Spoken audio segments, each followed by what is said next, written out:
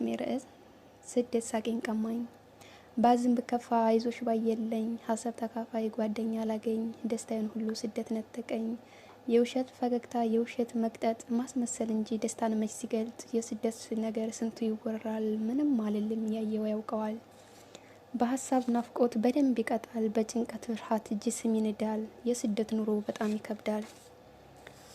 ከሀገር ርቆ እንዴት ይመቻል፣ ሀገሬ ጥሪኝ በቃይ ከእንግዲህ፣ በፍቅርሽ ልኑር በፍቅርሽ ልሻር፣ በንጹህ አየር ራሴን ላድስ፣ ሀሴቴ ይሙላ ሳቄ ይመለስ።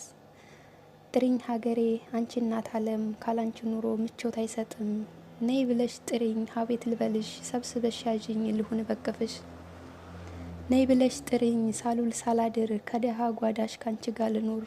ፍቅርን ጠግቤ ጭንቀቱ ለቆት በሀሴት ይሙላ ምስኪኑ ልቤ። እምባዬ ደርቆ ሁሌ ደስታ ሁሌም ሰላም ሁሌም